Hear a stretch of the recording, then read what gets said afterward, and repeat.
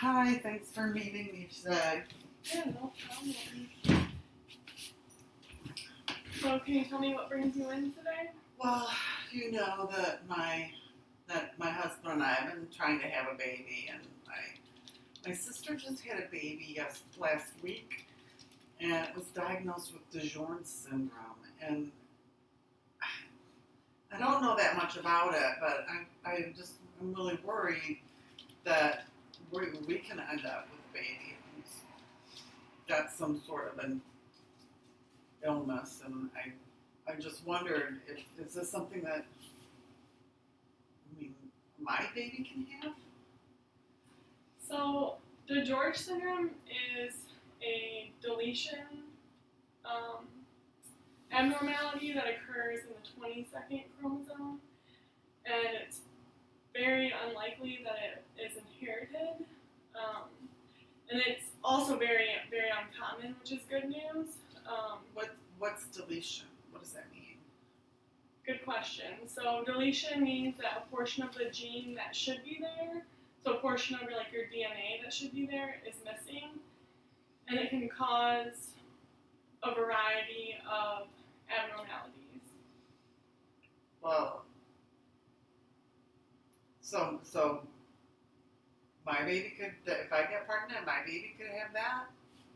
Like I said, it's very unlikely. Any deletion syndrome is very uncommon, especially DiGeorge syndrome. It only occurs in about one in every 3,000 live births.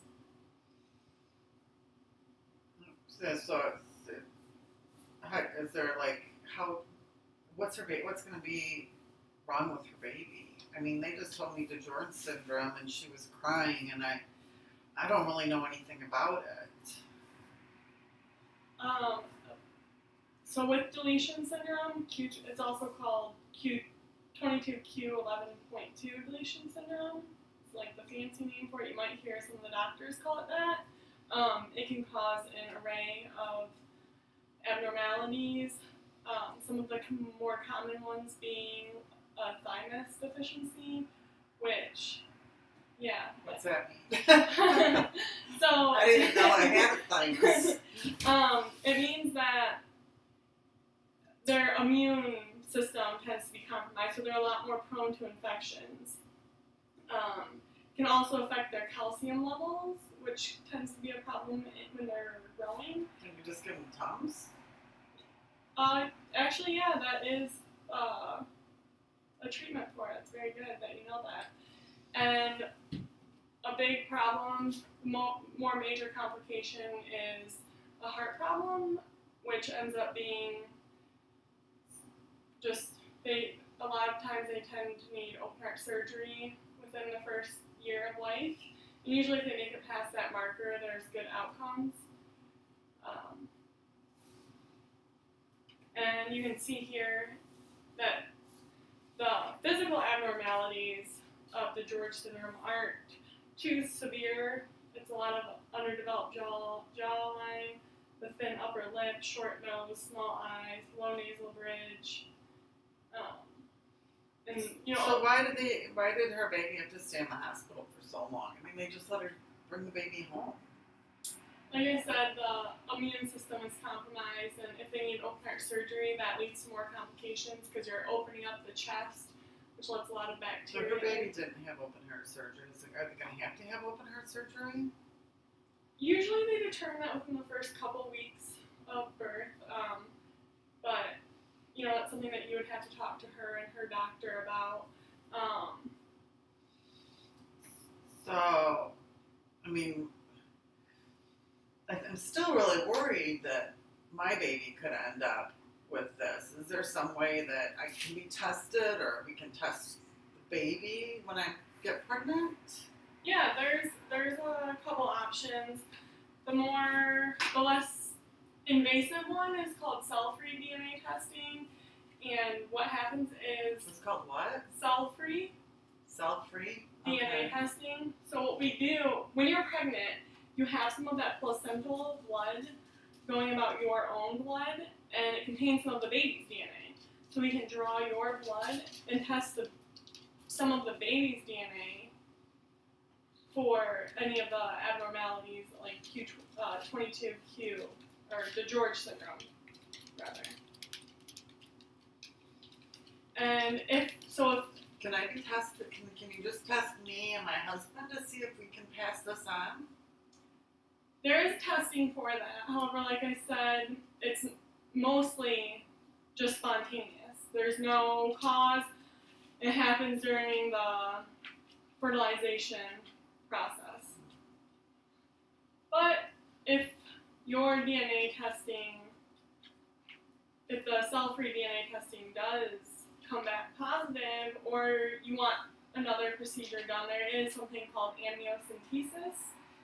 And what they'll do is they'll take a direct sample of the baby, either through the vaginal canal or through the belly. Well, that sounds like it hurts. It's actually very painless. It's nothing different than getting a pap smear. It's about the same pain level. One of the complications with that is there's risk for spontaneous miscarriage. So that's something. So even if my baby was healthy, I could miscarry my baby. Yeah. That's something that you would want to talk to more with a genetic counselor about. I'm here just to kind of give you information so then you can progress in your decision making. So is there a way to know, like with the testing, if what kind of birth defects the baby would have, or does it just tell me that the baby's got this syndrome? That's a good question that I don't fully know the answer to. It might be something that you would want to talk to them about. I know around the 18th week of pregnancy, you can determine if there's any heart problems that would require your baby to have open heart surgery. How would you do that? Just through a regular ultrasound, you can determine that. So that's good.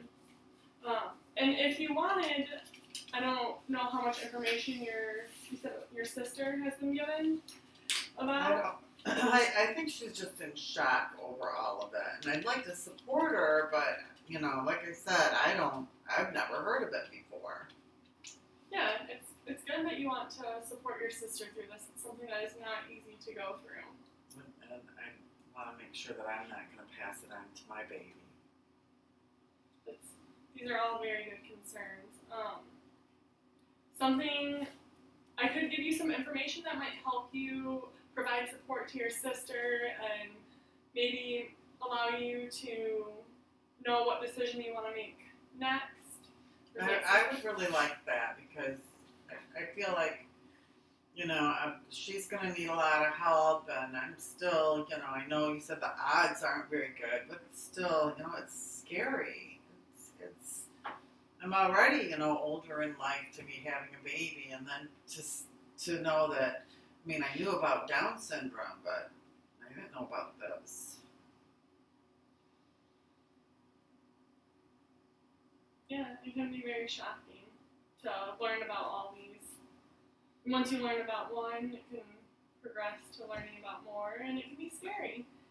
And a genetic counselor can certainly help with that. Will her baby be able to live like a normal life, or at least like grow up to be an adult?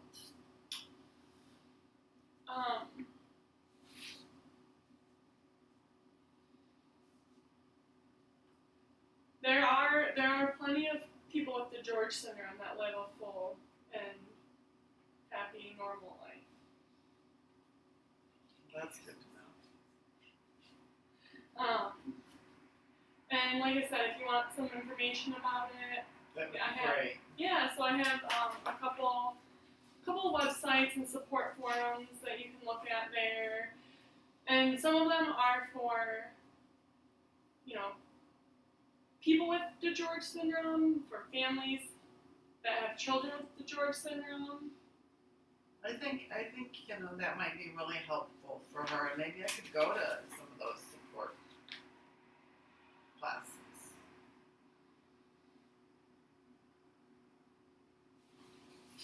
Well, thank you very much. Yeah, can I answer any other questions for you today? When will I get pregnant?